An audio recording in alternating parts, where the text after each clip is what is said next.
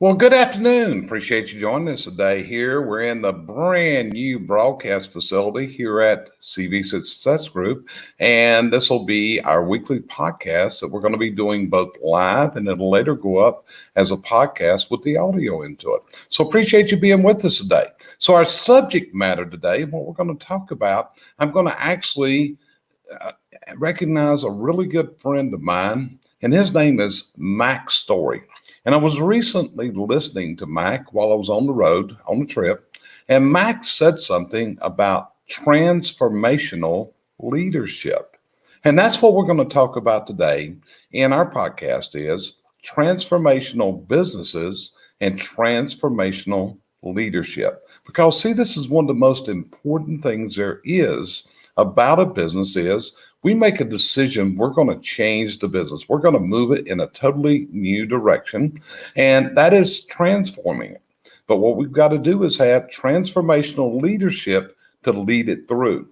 You see, the transformation never starts at the bottom. The transformation has got to start at the top. It has to filter down. It can't start at the bottom and filter up.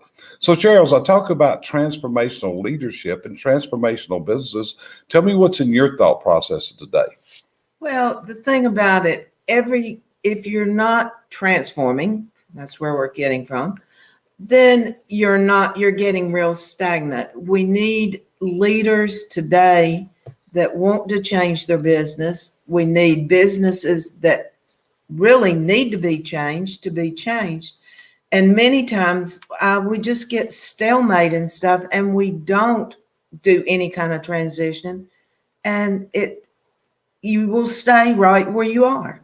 Right. And here's one of the things we see from the coaching aspect. Many times we can have the leadership of the company. In other words, the ownership will decide that they want to transform that company. But the problem is they may have mid-level managers, or they may have experienced people that work there with a lot of years of experience, a lot of seniority, and they're just not into this transformation. In other words, they simply cannot buy into the changes that have to occur in the company. And Cheryl, do you ever see that in the clients that you deal with, that the leadership just can't make that 90-degree turn for that transformation that's required to move to that higher level? Yeah, and you say it all the time. And the thing about it, you've got to start at the top. You can't transform a business from the bottom.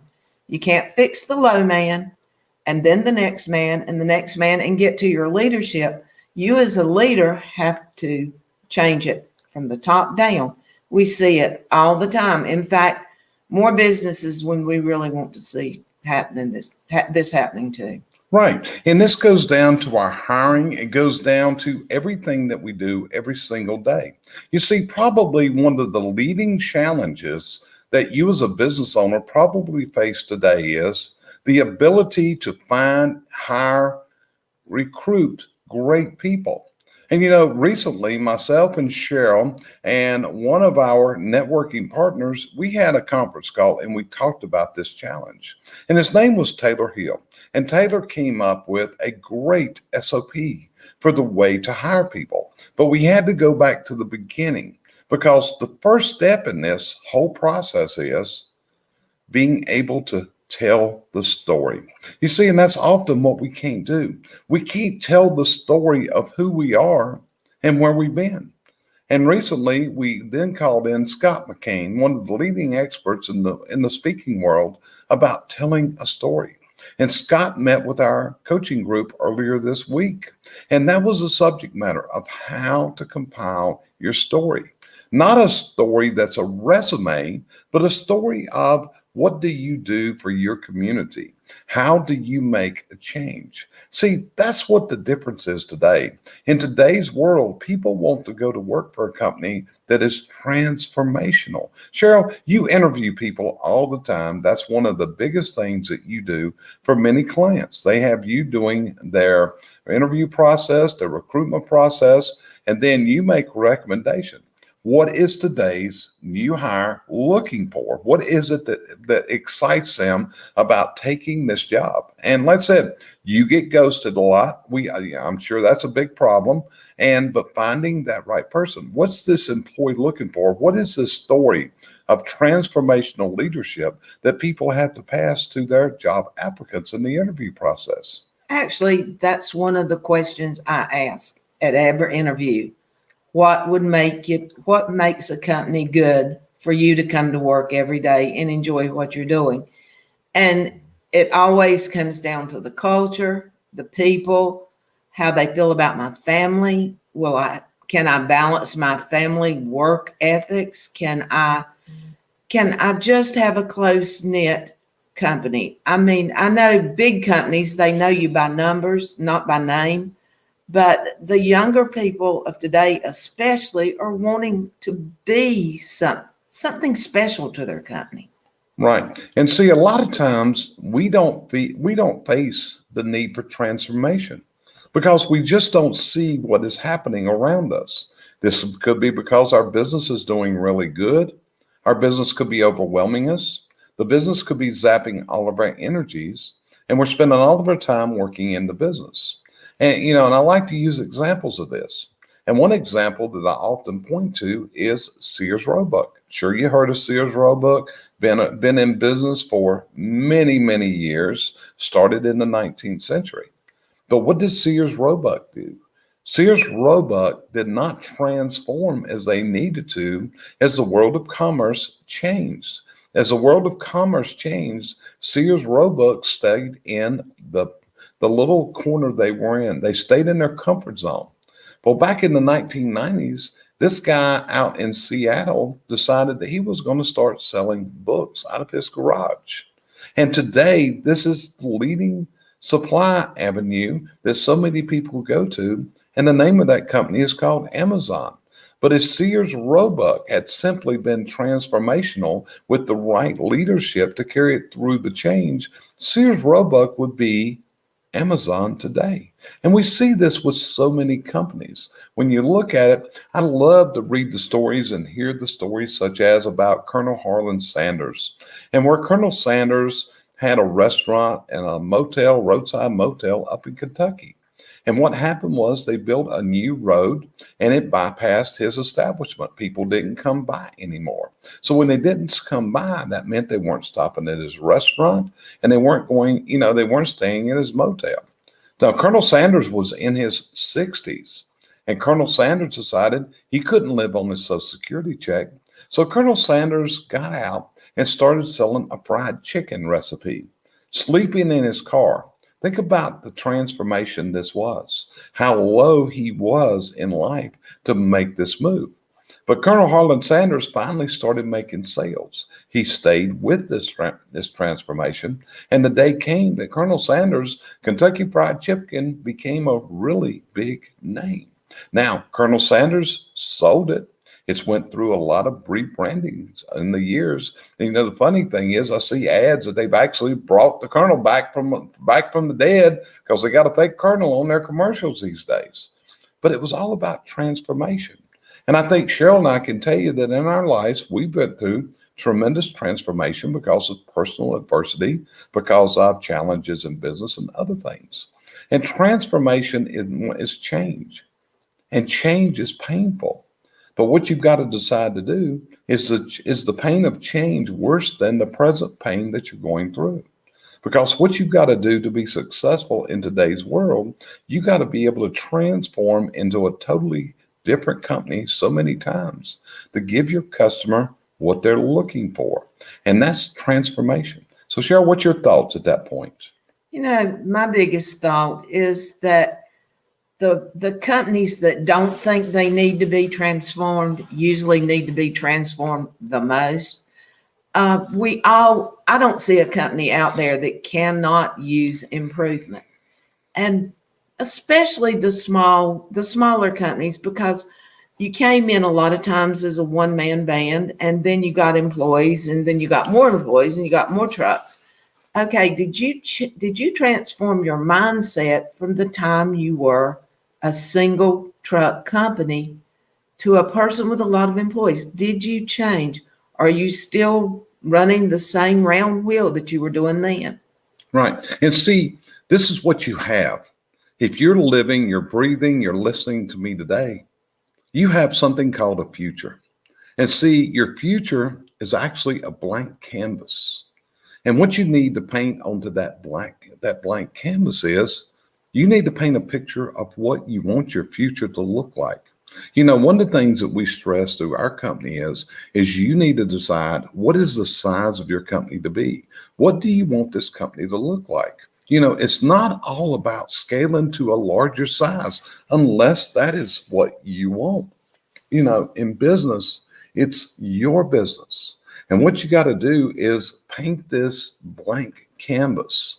Just take a wall, a blank wall, and then look towards this blank wall and see, you know, and visualize what you would want your business to look like in 3 years.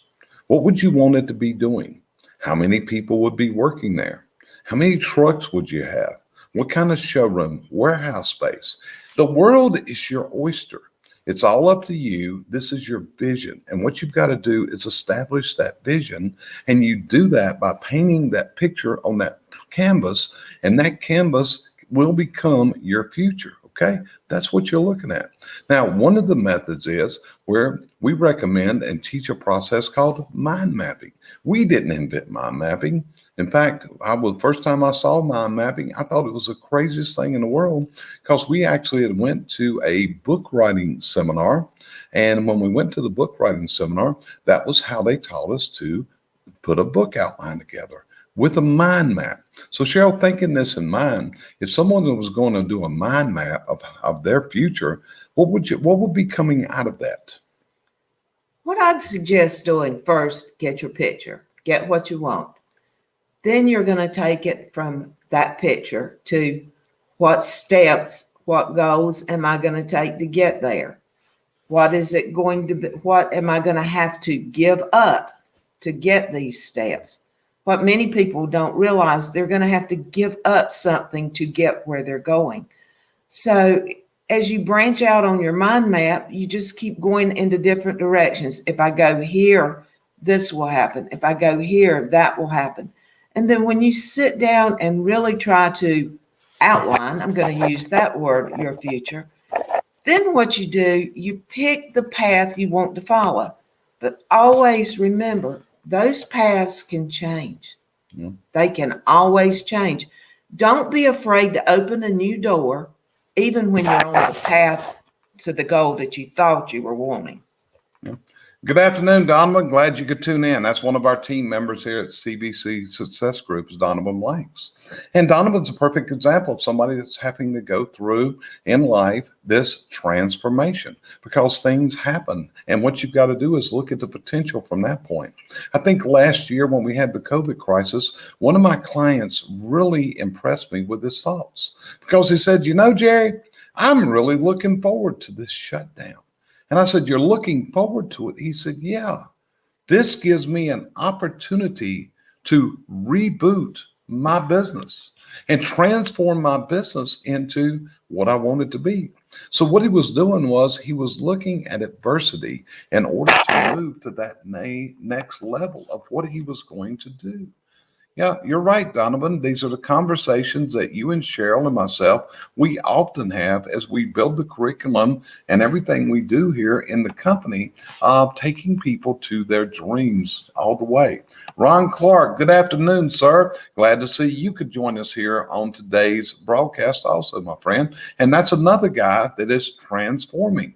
Recently made a career change. And what he's doing, he's going through building a miraculous curriculum with his workforce at the Chimney Chap up on South Shore, and it's really coming together, and it's really impressive. And that's a challenge to you, Ron. It wasn't real easy to make, to do that. When you face that, you had to learn to administer an online learning platform, put curriculums together, build your teams. Nothing that you ever imagined you would ever do probably a year ago in order to be successful of building your training program. So this is a transformation we're talking about. And see, a lot of times you've got to have Sometimes you got to have mentors. You got to have people you can talk to. You got to have people that are going to help you through our challenges. And some of the people, like I said, it's going to take transformational leadership. And one of the people that I have studied under and I'm certified by is Dr. John Maxwell. And Dr. Maxwell has written a book, and there's a copy of it. It is called The 21 Irrefutable Laws of Leadership. The 21 Irrefutable Laws of Leadership. And as you look at these 21 laws, they're 21 very important points of every leader needs to do. Right, Ron? You're still trying to figure it out, my friend, but the thing is, you're working towards it and you're getting there, and it's going to happen for you because you've been dedicated to this transformation that you're going through. So I want to congratulate you, sir, because you've really done a great job of what you're doing. And like I said, if you have a problem, you know how to reach out and get that assistance. And we're glad to be able to help you through this challenge and this transformation. Now, this is another book that Dr. Maxwell wrote, and I want to show it to you. And the name of this book is entitled The Greatest Story Ever Told. Okay? The greatest story ever told. Now, some people would say that the Holy Bible may be the greatest story ever told, but this is the whole thing. I got this book because Dr. Maxwell wrote this book. And when I got it, I'm going to read the first page. And it says as follows, and it's a handwritten note in there. And it says, "Dear friend, the greatest story ever told can only be written by you. I want you to fill these blank pages with intentional acts of kindness that add value to people. Every day, let your words be a record of how you're making a positive difference in the lives of others. Start now and intentionally make a great story with your life. Your friend, John Maxwell." Now, in this book, I want you to see what's here. It is blank pages with lines, because just like Dr. Maxwell said, the greatest story ever told will be your story. And that's what this book is all about. Several years ago, I sent this book out to all my clients and encouraged them that it was time for them to write the greatest story that they could ever tell. And that was going to be the story of all the things that they did in this world. And it's something that you can work onto it. You just work very much onto it. Ron, we appreciate you, sir, and we appreciate you saying that. So Sheryl, what about you? What inspires you? What's some of the places that you've gone to get inspiration? Because here's the whole thing. People need to understand, we are coaches. We are both certified coaches carrying multiple certifications to coach others. So Sheryl, who inspires you? I trained under the Zig Ziglar umbrella. I'm a certified coach and trainer. And his main thing is see you at the top. And I think I've always lived by that. But he brought it more to the forefront. Always excel to move to the top, not for yourself always. It's selfish if you're always doing everything for yourself.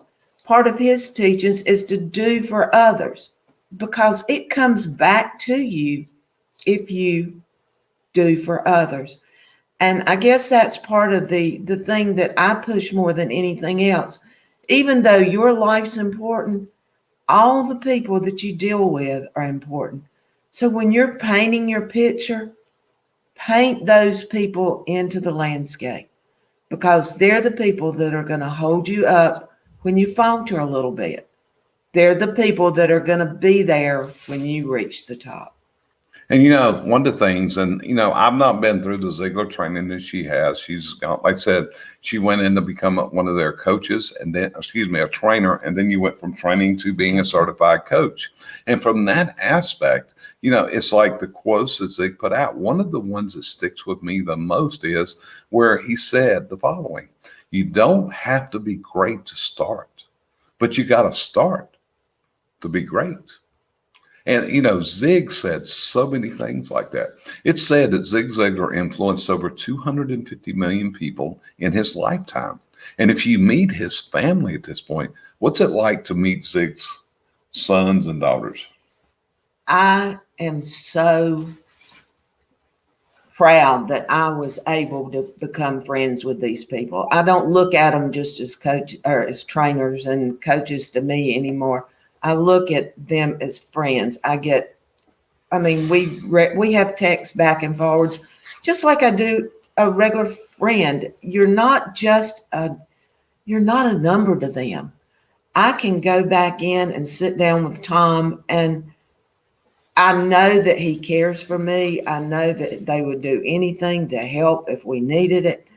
It's probably one of the most close-knit train or certifications that you can get. I mean, I could call Tom and invite him out to dinner, and he would go. I don't think Jerry could invite John and get him to go. No, not going to be breaking bed with Dr. Maxwell. It's just it's a little bit numbers game there. But that's what makes it right for me. That's my culture. My culture is helping other people, and that's what they instill. And regardless of the years that go by, I will never forget the first day I walked into the Ziegler offices. Yeah. So that's the whole thing. And here as a leader, if you're running a company or you're managing people, if you've made a decision that you're going to be a transformational company, that means you're going to transform your culture. You're going to transform everything you do into a vision that you have. This is the hard part of leadership. You're going to have some people that cannot be transformed. They are set in their ways to that degree. They cannot be transformed. And as a leader, you're going to have to make this decision. There's going to be a time that if you're going to transform that company, if you're going to transform your life, you may have to make some decisions that some people are not going to be able to make this right. That's one of the things that Larry Winget used to talk about when we studied under Larry, is there comes a time. And what you've got to do is you've got to grant these people their freedom. I think that was one of the things that Larry Winget said. He said, when you're firing someone, you're releasing them. You are giving them the approval to go and find what makes them happy, because that's what you got to have this transformational leadership. You've got to have all your people headed towards that same goal. But to do that, you also have to learn how to tell your story. You got to be able to tell the story, because they've got to see and they've got to understand that vision. Your people are not mind readers. They're not. And what you've got to do is become a great communicator and get that message across. And once you do that, what can happen is you make a decision, you start, and you will become great. But it's all going to be up to you. That's where it's at. So Cheryl, anything you want to add before we end today's podcast session? One statement: fix yourself, and then it makes it much easier to fix the things around you.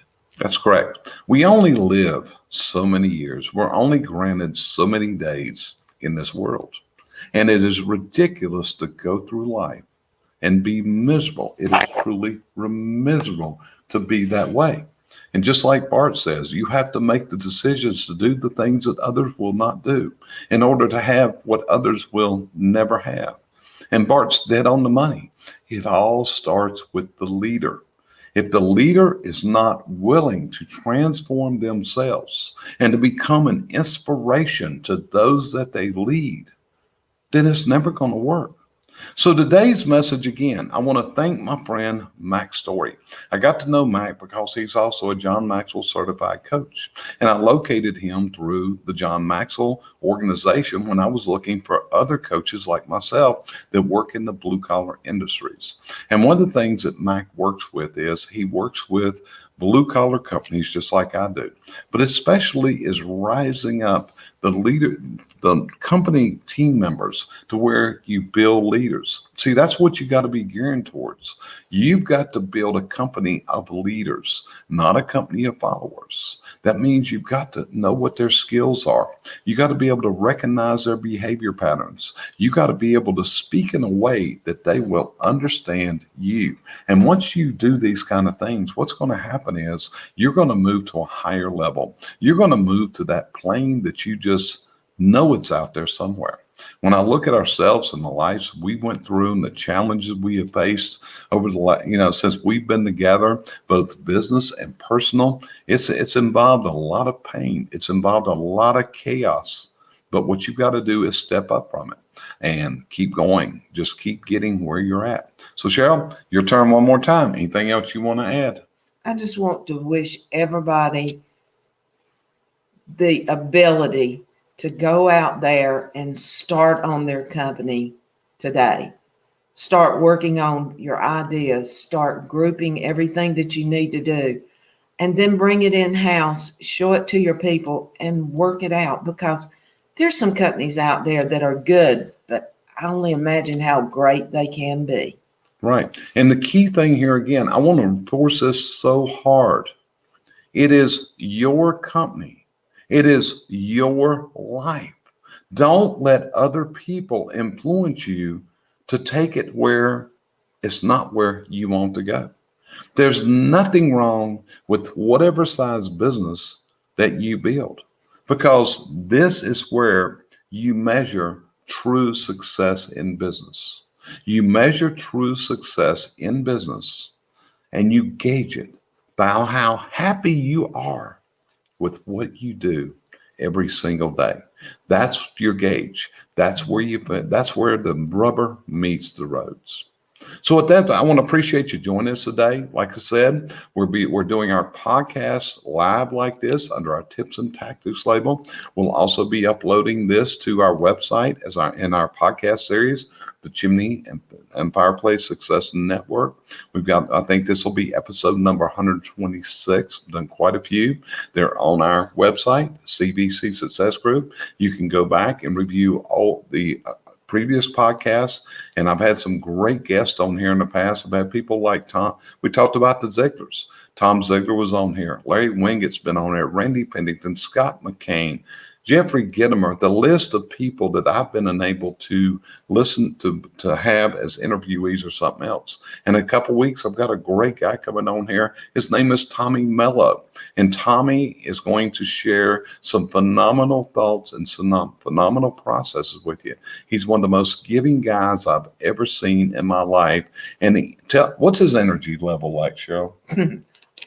Off the chart. His energy level is off the chart. That's exactly right. So appreciate you tuning in. Hey, do us a favor. If you think this was of value, would you share this on your social media? Just hit that share button. We'd love to be able to get the word out to others, because our reason for doing this on a Saturday afternoon at 3 p.m. Eastern time is we want to inspire people. That's what we're doing. We want to inspire people.